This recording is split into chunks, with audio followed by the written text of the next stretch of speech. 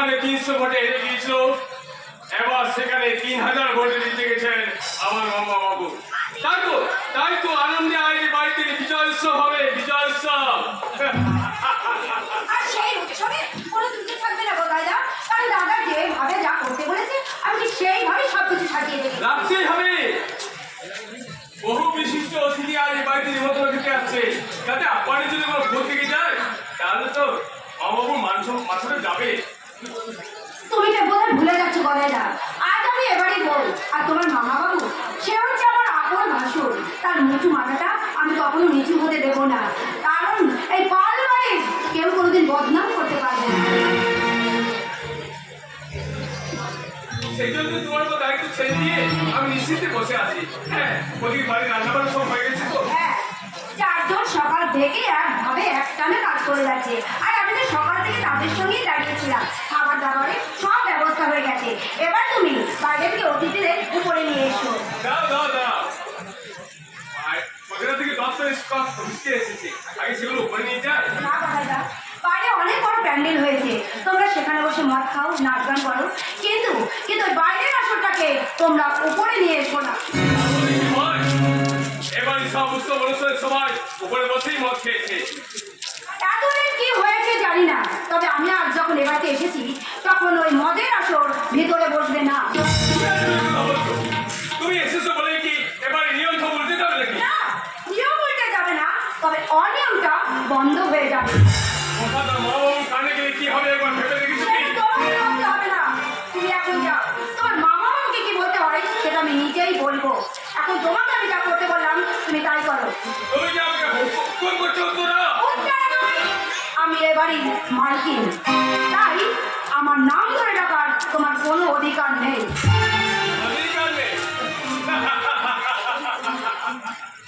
এতদিন তো তোমাকে নাম ধরেই দেখেছি, সেদিনও তুমি দরজার সামনে এসে ফুল নিয়ে দাঁড়িয়ে থাকতে। সেই পরিচয়টা যখন বদলে গেছে তখন পুরনো সম্পর্কটাও বদলে গেছে। কাকে কি বলছো মনে নেই? আমি দুইজন বলে ভাগ্নে। না, তোমার সঙ্গে যে বাড়ির কোনো রক্তের সম্পর্ক নেই সেটা উত্তর এতদিনে জেনে গেছে। কি জেনে গেছে? ছোটবেলায় তোমাকে দাদা একটা খুনের কেস থেকে বাঁচিয়েছে, সেই থেকে মামা বাবু বলে দাদার পা দুটো জড়িয়ে ধরে তুমি এই বাড়িতে এসে ঢুকে পড়েছো। এই দাদার চামচাবাজি করতে করতে নিজের আখেরটা গুছিয়ে চলেছো। বাড়িতে ঘর ঢুকে বার করছিস, সেগুলো কি শুনেছো? হ্যাঁ, শুনবো না কেন? আমার অনুমতি নিয়ে উত্তরেও কাজ করেছো। কিন্তু বাবু অনুমতি না নিয়ে আমি কোনো কাজ করিনি আর করবো না। তিনি আমার একমাত্র মালিক, তাই নতুন মালিকের নতুন নিয়মের কথাটা আমি মা বাবুর কাছেই পৌঁছে দিচ্ছি। এই ঋতু, কেন তুমি বললে যে আমি তোমার অনুমতি নিয়ে কাজ করেছি? কেন বলবো না? তুমি আমার বউ, আর বাইরের লোকের সামনে বউয়ের সম্মান রক্ষা করাটা স্বামীর পবিত্র দায়িত্ব। কিন্তু আমি যদি কোনো ভুল কাজ করতাম? অসম্ভব, তোমাকে আমি ছোটবেলা থেকে, তাই তুমি কখনো কোনো ভুল কাজ করতে পারো না। তুমি যা করবে তাতে বাড়ির মর্যাদাটা বাড়বে, কই কমবে না। না গো না, ভাগ্যের জোরে আমি তোমার বউ হতে পেরেছি, কিন্তু তোমার বিশ্বাস করার মতো কোনো যোগ্যতা আমার নেই। সে তুমি কি করে বুঝবে? ভুল কি তার কখনো নিজের গন্ধের খবর রাখে, নাকি রঙের বাহার বুঝতে পারে? আমি ভুল নই গো বাবু, আমি ভুল বাড়ি। তাই তো ভুলে ভুলে আমার এই জীবনটা ভরিয়ে দিয়েছি উত্তরা। তাই আজকের এই বিশেষ দিনে তোমাকে আমি একটা বিশেষ উপহার দিতে চাই। দৃষ্ট আজ ঘড়ি ঘড়ি।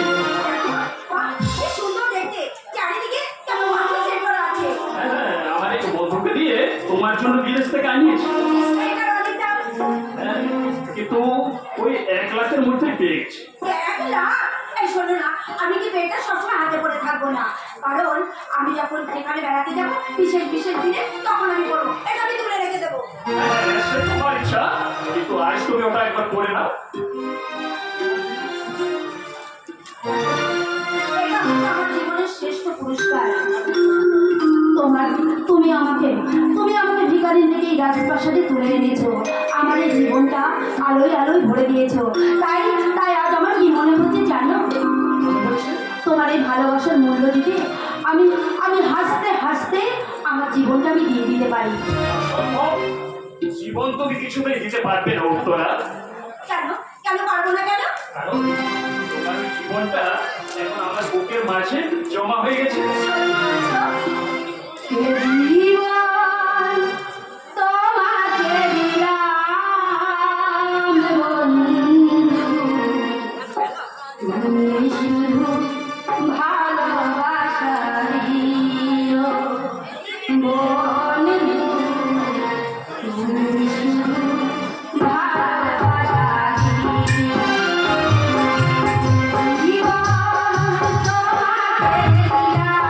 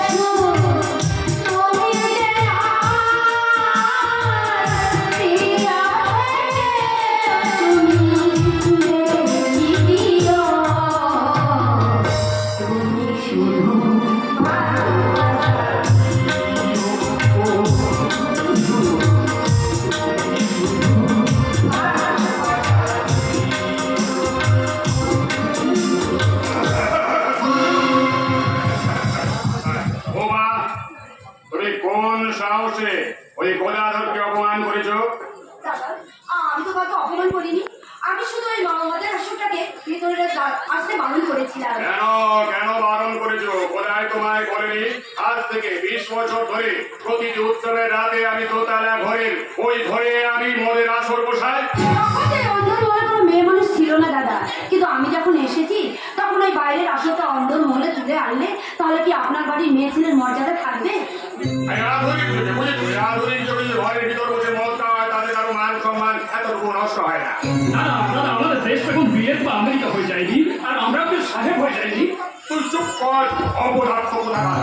পুরুষ মানুষ হয়ে একটা মেয়ে ছেলে আঁচল ধরে চলতে পেরেছিস। একটা কথা মনে রাখিস, হ্যাঁ একটা কথা মনে রাখিস, তোর মাত্র শুধুমাত্র তোর মন রাখার জন্য আমি এই বুড়োয়ালি মেয়েটাকে এই ঘরে পুত্রবধূ করে ঘরে এনেছিলাম। কিন্তু তারপরে নিজের মাথাটাকে বিক্রি করতে পারার জন্য নয় রে অভিমন্যু। সত্যের কাছে মাথা নত করে পুরুষ মানুষের মান সম্মান যায় না দাদা। আমি এবারই বউ, তাই সত্য ন্যায় যেটা আমি ভালো মনে করেছি সেটা ওই তোমার সত্তর নাইটাকে না তুমি রান্নাঘরের 4 দেওয়ালের মধ্যে বন্ধ করে রাখো, তার বাইরে কোনো কথা তুমি বলতে আসবে না। কিন্তু আজকে ঘরের মানুষের মুখ বন্ধ করে রাখলে হয়তো একদিন বাইরের মানুষ মুখ খুলতে শুরু করবে দাদা, আর তখন কি এখানে তোমার সম্মান থাকবে? চুপ করো, একদম তুমি চুপ করো। মনে রেখো, জোনাকি কখনো এই সূর্যকে পথ দেখায় না। সূর্য কখনো রান্না করা রাজপ্রাসাদকে আলাদা করে রাখে না দাদা, সে সব জায়গায় সমানভাবেই আলো দেয়। হ্যাঁ দাদা, ঠিকই বলেছিলে। আজ তুমি একজন এমএলএ, তোমাকে দেখে 10 জন মানুষ শিখবে।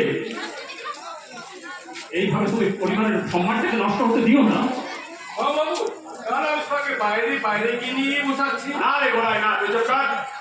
এই বাড়ির ভেতরে 20 বছর ধরে যা হয়ে আসছে সেটা হবে বাড়ির ভেতরে মদের আসর মধ্যে। এতে যদি অন্য কারো অসুবিধা হয় বা কারো কোনো অসুবিধা হয়, সে স্বচ্ছন্দে এই বাড়ি ছেড়ে চলে যেতে পারে। দাদা, তুমি কি বলছো? উত্তর না। থাক, ওসব কথা বলে লাভ হবে না, কারণ ডোবার জলে কখনো জোয়ার ভাটা খেলে না, তাই তাকে মহাসাগরের স্বপ্ন দেখানো যায় না। বরং আমি এই বাড়ি ছেড়ে চলে যাচ্ছি। দাঁড়াও উত্তরা। যে বাড়িতে তোমার কোনো সম্মান নেই সেখানে আমিও থাকতে পারবো না। চলো। দাঁড়াও অভিমন্য, দাঁড়া। বৌমাকে নিয়ে কোথায় যাচ্ছিস রে তুই? বোমটা দাঁড়াবে। বৌমা, তুমি কি লুকিয়ে নিয়ে যাচ্ছ সেটা তোমার ফেরত দিত না। দাদা না, আমি কোনো কিছু লুকিয়ে নিয়ে যাচ্ছি না। মিথ্যে কথা বলো না মা, মিথ্যে কথা বলো না। তুমি নিয়ে যাচ্ছ এবারের যতটুকু সম্মান আর আমার এই সবটুকু স্নেহ ভালোবাসা মা। সেটা ছেড়ে গেলে আমি কি নিয়ে থাকবো বলো তো বৌমা? আরে আমি কি নিয়ে বাঁচবো তুই বল? হ্যাঁ মা, আমি যত রকম ভাবে তোমার পরীক্ষা নিয়েছি, প্রত্যেকবার তুমি 100-তে পাস করে গেছো। দাদা, হ্যাঁ ওরাই এক কাজ কর, সবাইকে বলে দে বাড়ির বাইরে ভেতরে আর কোথাও কোনো মদের আসর আজ থেকে আর হবে না। না দাদা না, আপনি যখন ভুল বুঝতে পেরেছেন তাতেই আমি খুশি হয়েছি। আর যখন আপনি সবাইকে বলেছেন তখন আপনি ভেতরে শুধুই বসবেন। ধন্য ধন্য তুমি বৌমা, ধন্য ধন্য। বাহ বাহ বাহ বাহ বাহ। এটা তোমার হাতে কি গো মা? এটা তোমার হাতে কি? এটা ঘড়ি দাদা, আপনি আপনার ভাইয়ের মতো উপহার দিয়েছেন। বাহ বাহ বাহ, ভারী সুন্দর বলি। এমন জিনিস তো আমি বাপের জন্য কেন নিজের জন্য দেখিনি। কবি এটা কোথায় পেলি ভাই? ওই 1 লাখ দিয়ে বিদেশ থেকে আনিয়েছি দাদা।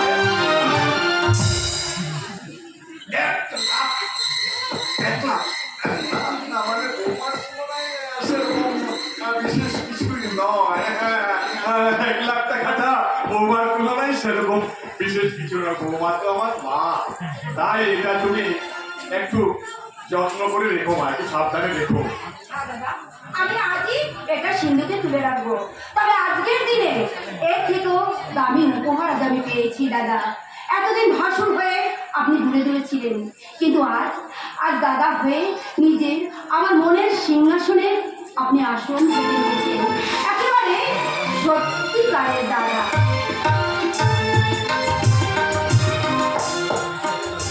আরে অভি, আরে ভাই, চল আমরা ওই দোতলায় ঘরে যাই। না হবে না। তোমাদের ওই রঙিন নেশায় আমার কোনো আকর্ষণ নেই। তার চেয়ে অনেক বড় নেশায় আমি মাতাল হয়ে আছি। কাজের নেশা, ভালোবাসার নেশা, আর জীবনের নেশা। আরে বাহ। আপনি কি করলেন বাবু? সামান্য মেয়ের হিসাবে এত সুযোগ আপনি হাতছাড়া করলেন। মারবো পেছনে গেলাতি, মারবো পেছনে গেলাতি। তোকে আগে কি বলে রেখেছিলাম? দাবি করলেন কেন? আরে তোর মনে নেই? আরে ওই মেয়েটা যদি বাড়ি ছেড়ে চলে যায় তাহলে ওই ভাইটাকে মারবো কি করে রে? ভাইটাকে মারবো। যাক, আমি কিছু বুঝতে পারছি না। বুঝে আর কাজ নেই, বুঝেছিস? তুই আজ রাত্রের মধ্যে ওই বৌমার সিন্ধুক থেকে ঘড়িটা চুরি করে নিয়ে আসবি। ও কিছুতেই হবে না। ওই সিন্ধুকের চাবি সবসময় ও আসলে বাইরে থাকে। ওরে গাধা, আরে এবারে প্রত্যেকটি তালার 2 নম্বরই চাবি আমার এই খুনসিতে বাঁধা আছে রে। খুনসিতে বাঁধিস না। হ্যাঁ, তার আগে বল, সেদিনকে ভালো মতো মদ খাইয়েছিস তো? আলামত কি বলছেন স্যার? এ তো এর মধ্যে কলা করছুন তো কি রে বলছে? আপনি কম খাননি বল বাবু। না, এ কি ভাই? আসলে পুলিশের চাকরি নেওয়া করতে কি না? এই যেমন ফটকে খাওয়াটা কেমন অভ্যেসে দাঁড়িয়ে গেছে। তা যা বলেছ, বিনা পয়সায় পেলে তোমরা বোধহয় পিসও খেয়ে নেবে পড়াশোনা। পারবো স্যার, পারবো। আমাদের পেটে বিষটা বিরিয়ানির মতো হজম হয়ে যায়। তাহলে এক কাজ করো, তুমি বিরিয়ানি না খেয়ে তোরা পিসি খাও। যাকে কাজের কোথায় আসা যায়। দেখো, এই এখানে আসা মাত্র আমি তাকে তাকানো শুরু করবো। আর তোমাদের দুজনকে যেভাবে বলে রেখেছি ঠিক সেইভাবে ঠিক ঠিক এইভাবে এইভাবে তালটা দিয়ে যাবে কেমন? কিচ্ছু হবে না। ভীম আর সহদেবের মধ্যে এমন ঝগড়া লাগিয়ে দাও, ওরা জীবনে কেউ কারোর মুখ দেখবে না। আর আর ওদের সেই ঝগড়া থেকে উঠে আসবে অভিমন্যুর মৃত্যুবাদ। কি করে নিয়ে আসলাম না? আরে ও তাড়াহুড়ো করিস না কোথায়, আগে ভিড়টাকে আসতে দে। হ্যাঁ আমি এসে গেছি দাদা।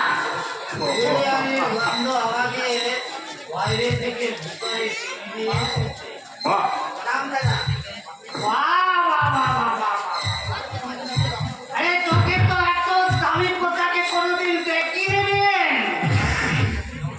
দাদা বাবু এটা আমাকে কিনে দিচ্ছে। আর দোয়াতে আমি যাতে গেছি গো। যাতে তো অভিমন্যু যদি না চায় তাহলে তো তোকে আমি বেশি দিন দোয়া করতে পারবো না ভীম ভাই। ও অভিমন্যু? হ্যাঁ, ও অভিমন্যু কি আর চাইবে দাদা? সে তো আমাকে ভীষণ ভালোবাসে। আরে ভাবতো এটা এখন শহরে ওর কানে যেভাবে বিষ মন্ত্র ঢোকাচ্ছে, তাতে তোমার আর বেশি দিন নয়। শহরের কানে মন্ত্র।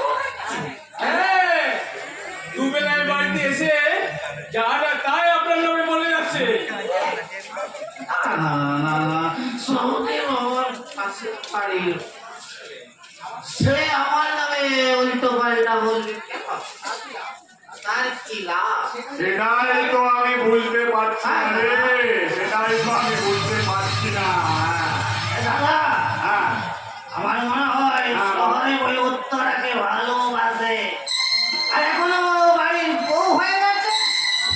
আর এখনো যদি ডুবে ডুবে ডুবে ডুবে জল খায় না, তারা কেউ কেউ হবে। ও সেই রান্নাতে সহদেব সারাদিন এই বাড়ির ভেতর বা বাড়ির চারপাশটায় ঘুর ঘুর ঘুর ঘুর করতে থাকে। হতে পারে দাদা, হতে পারে। আমি যখন দোকানে বসে থাকতাম, তখন সারা যেটা গাছ সকালের নাম করে আমাদের বাড়িতে বসে থাকতো। এই জন্যই তো চাই না যে তুই এ বাড়িতে আসিস। আপনি আপনি ওকে এ বাড়িতে ঢুকতে দেবেন না দাদা, ওকে এ বাড়িতে কিছুতেই ঢুকতে দেবেন না। আরে ভীম, সেটা হয় না ভাই, সেটা হয় না। আমি হলাম কি এমএলএ, আমার বাড়ির দরজা সবার জন্য উন্মুক্ত। এসব তোদের ব্যাপার, বুঝলি? তোরা যা ভালো বুঝিস তাই কর। হ্যাঁ, তাই কর। বলবো, আমি সবাই বাড়ির বড় কুটুম, আমি কিছুতেই ওকে এ বাড়িতে ঢুকতে দেব না। এই উৎসবের রাতে এবারে দরজা তো সকলের জন্য খোলা ভিন্ডা, তুমি আবার কাকে ঢুকতে দেবে না বলছো? ওকে আমাকে আমাকে ঢুকতে দেবে না? কিছুতেই ঢুকতে দেব না। আর যত মাল একটু বেশি খেয়ে ফেলেছো তাই না ভিন্ডা? বেশ করেছি। আমি সারা তোর তুই বাপের বাসায় ভাত খাচ্ছে। ভাব তুলে কথা বলবে না। সবাই বলবো আমার সরাসরি ওয়ার্ডটা আমার ঘরের পেছনে সালা ঘর ঘর করেছে। ভাই এখানটা সিস্টেমটা ভাঙতে দাও। ছি, ছি, ছি, ছি, ছি, ভিন্ডা। পাঁচজনের সামনে নিজের ফোনের সম্পর্কে কথা বলতে তোমার লজ্জা করছে না? যাও, যাও, বেরিয়ে যাও। জানি জানি সারা জানে তুই সালা আমাকে বাইরে রেখে আমার ঘরের সামনে আসলাই না। ভুলে যেও না ভিন্ডা, উত্তর আমার ছোট বোনের মতো। ঘরে দাদা তুই আমার নিজের ভাইয়ের পেটের বল রে, সবার ভাইয়ের পেটের বল।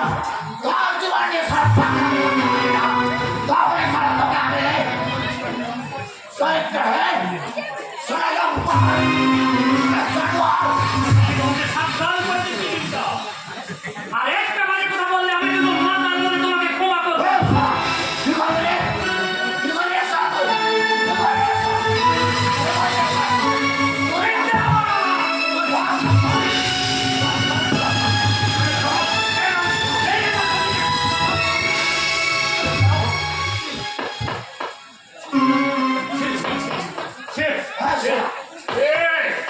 সহদেব, সহদেব কি করলি রে? আমার মান সম্মানটা একেবারে ধুলোর সঙ্গে মিশে দিলিস রে। মিশে দিলে পাঁচজনের সামনে তুই আমার মাথার মৃত্যু করে দিলিস রে। আরে থাম থাম। না দাদা না, আজ আমি ওকে একটা চরম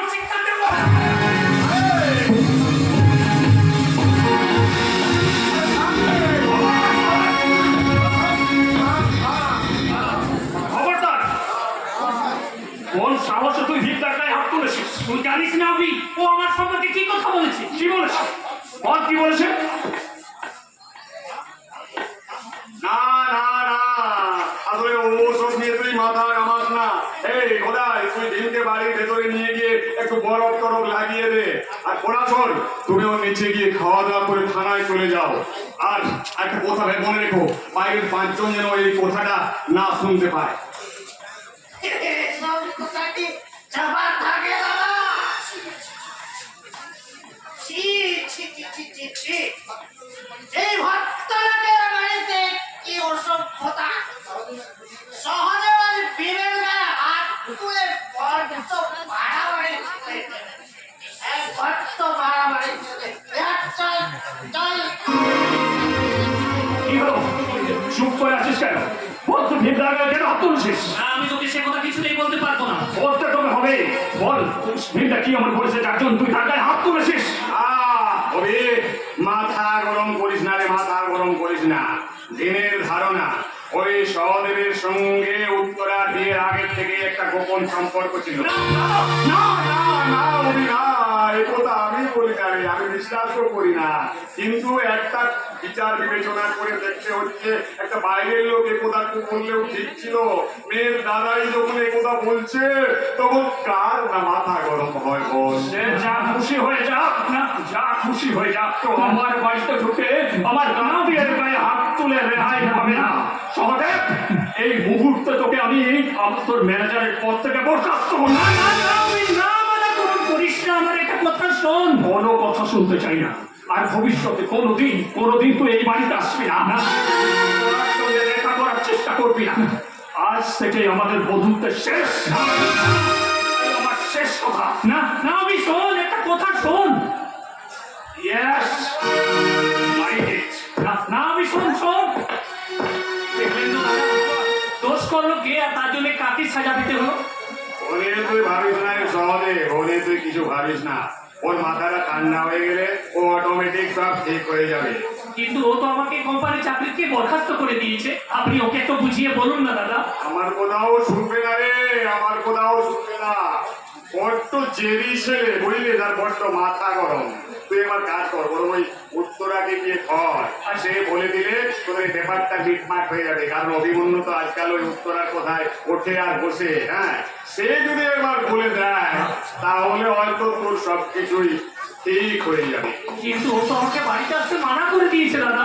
হ্যাঁ, তাও তো ঠিক, বাড়িতে আসতে মানা করে দিয়েছে। হ্যাঁ, শোন, এদিকে এদিকে এদিকে এদিকে আয়। শোন শোন, ওই সামনের বুধবার আমরা বিষ্ণুপুরে একটা জমি দেখতে যাচ্ছি। আমি আর অভিমান্য দুজনেই যাব। বাড়িতে কেউ থাকবে না। ওই দিন তুই দুপুর বেলা এসে বৌমার সঙ্গে দেখা করে তাকে সব কিছু খুলে বলিস। আসবো দাদা, আমি নিশ্চয়ই আসবো। কবির বন্ধুত্বটা আমাকে ফেরত পেতেই হবে, ফেরত পেতেই হবে।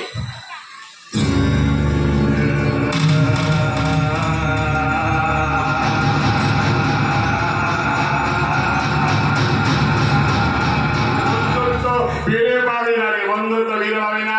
ওই বন্ধুত্ব রাতে তুই মরবি। প্রভুদের পাশা হাতে দুর্যোধন পাল তার প্রথম চালটা দিয়ে দিয়েছে। এই চালের নাম সন্দেহ। এই সন্দেহের কাঁটা যদি একবার কারো মনের মধ্যে ফোটে, সে কাঁটা কোনো ডাক্তার বুদ্ধিও উপড়ে ফেলতে পারে না। সন্দেহ ভাই যারে ধরে, তিলে তিলে তারে চালিয়ে মারে। এবার ওই সন্দেহ নামক উই পোকাটা অভিমন্যুর মনের গভীরে বাসা বেঁধে একেবারে ভেতরে ভেতরে ফোকরা করে দেবে। বাইরে থেকে কিচ্ছু বোঝা যাবে না। তারপর একদিন সহজে উত্তরা অভিমন্যু সবাই শেষ হয়ে যাবে। থাকবে শুধু এই দুর্যোধন পাল। বলো, মেরা ভারত মহান, রাবণ জগতের জয়ক, জয়ক, জয়ক। ওই শালা, আমার মাথাটা গেছে নাকি? হ্যাঁ, একেবারে খারাপ হয়ে গেছে। শালা সবাই যদি শেষ হয়ে যাবে, মরে যাবে, তাহলে গানটা গাইবে কে? গানটা কে গাইবে?